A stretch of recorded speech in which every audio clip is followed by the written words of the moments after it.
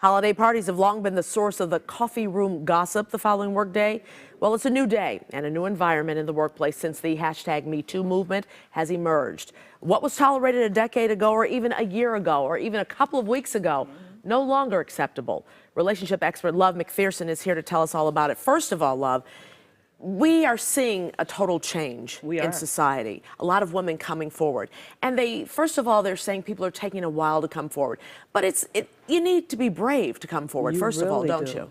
I think you need to be brave, and the longer you've been in the industry, the braver you need to be, because we can go back, you're younger than me, but I can go back many years. And I don't know many women who don't have a #MeToo experience. Right. But because of how you've been conditioned for so many years, you're in amazement at what you're seeing. And people need to realize, especially the offenders, that love has nothing to do with that. Oh, no, absolutely. Love has nothing to do with that.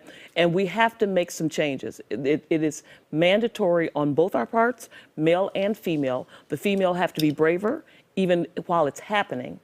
And the males have to be more sensitive to make sure it does not happen.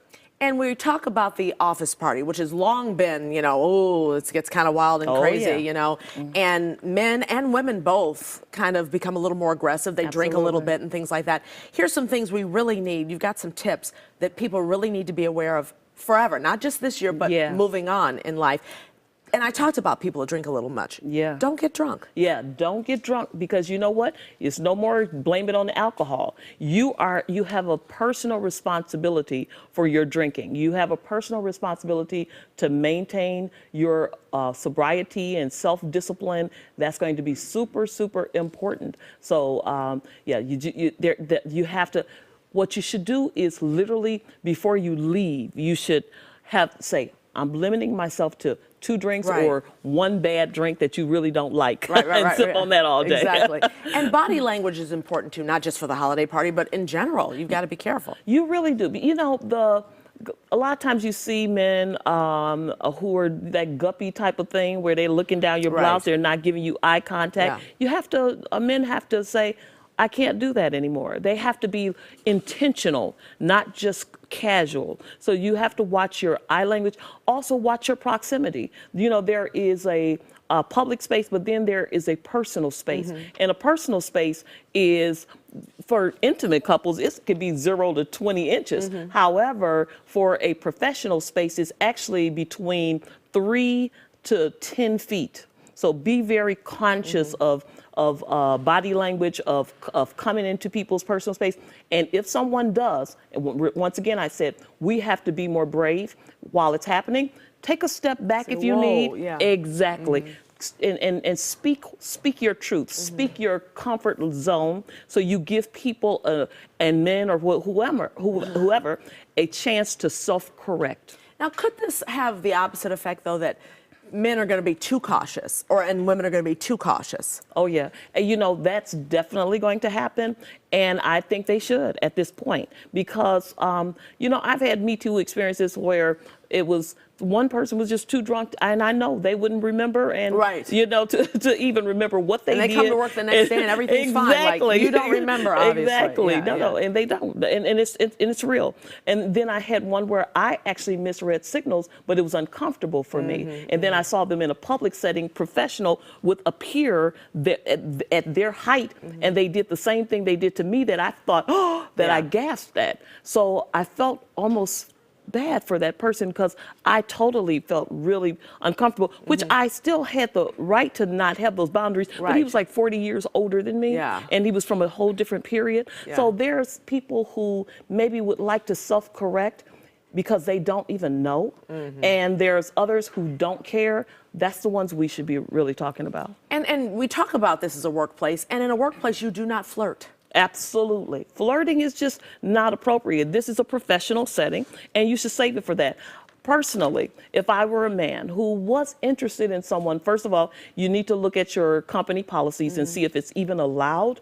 But I would handle the first thing, with technology, just so that you can always go back and be very, very professional and courteous. If this is uncomfortable, please tell me. This is how I'm feeling. I would like this, but please don't feel any pressure. So use those type of words so someone can tell you buzz off or no, I'm not comfortable, but you will have a paper trail. How do we dress at the holiday party? You say dress appropriately, but what is appropriate? It's a party, but it's also an office party. Exactly. And you know what? It's a party, but it's an office party and it's not the club. And so you have to know the difference. There is a different setting. And so Monday morning, people are still going to know you. They're still going to see you. So make sure that once you finish, make sure your cleavage and things like that are appropriate. You know, just don't get too casual. Just remember that the ultimate goal is professional respect. So dress where you can feel and sense that everyone around you. Now, I make it very clear of this. How you dress is never, ever a reason for someone to treat you badly. Or an invitation for that. Absolutely. That does not give you an invite.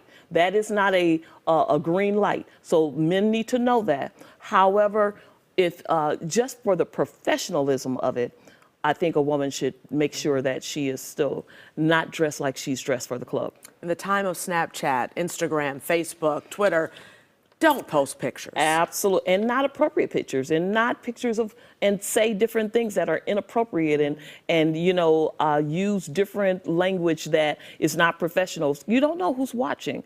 And so it's not appropriate for you to gossip about your coworkers, that you take and say, look what, you know, the boss was doing over here. You know, that's not appropriate. And so you watch your Facebook posts, your social media, and look, we would not have had this discussion several years ago. Exactly. We would not have done that. Tell me a little bit about your event that's coming up tomorrow. I am really excited. In October, I had Sexpectations 1.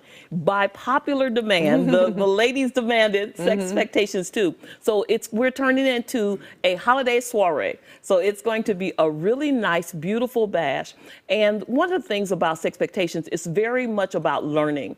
And last time we had half men, half women on the panel. Plus, after the panel, I do some teaching and answer some questions. Well, this time we're having an all-male panel. Women will have the luxury of asking men who are married, who are single, who have different relationship statuses. They will be able to ask them the truths about different things. You know, a lot of times you don't have the luxury of doing that because the men won't tell you the truth because they have an ulterior motive or something. And so these men don't have an ulterior motive, and they're going to speak their truth. You know, and so we're excited. That's on Sunday at 1 o'clock, 2411 South Michigan Avenue. Free parking, free food for Love McPherson, all-male panel. It's going to be a great time for the ladies. And everyone's truthful. They come out and they tell the truth. You know, I met with the panel, the men, had a phone conference with them, just kind of encouraging them to speak their truth the other day. And I asked the men, I said, what is the most important thing that you think women should know about sex? And one guy said this: you don't have to give it to us, because if you think that you're going to get it, if you're giving it to us in anticipation of a relationship, that's not what I want. So once I get it, I'm pretty much gone. And so this was his truth. I told him, I want you to be very, very honest. And that was him. He says, don't give it in anticipation of relationship. It's probably going to end the whatever we have. Right there, exactly. Now, were there any surprises at the first one? The surprises were that I think that the women, this is the questions that the women asked.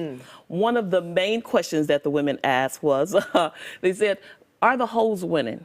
Because these women wanted marriage. And they want to know if they were doing the right things. And if other women who were doing certain things that were not consistent with what they thought was marriage material was something that they should they change their heart? They felt discouraged because they just felt like it's so many single women out here. What are we doing wrong? And it seems like other women who we thought traditionally, you understand the norms of tradition, what they say, good girls don't do this. Good girls get married if you do this. Good girls do that. And so they were saying, what is it? So we had to redefine that term and say, just because you are sexually active does not mean you're a hoe, Yeah. you know, different things. So we Yeah. had to we keep it real. That's what you have to know. Did people walk away feeling better about it, like they've been informed, or they feel, you know, their ideas have changed, or they can now conquer the world?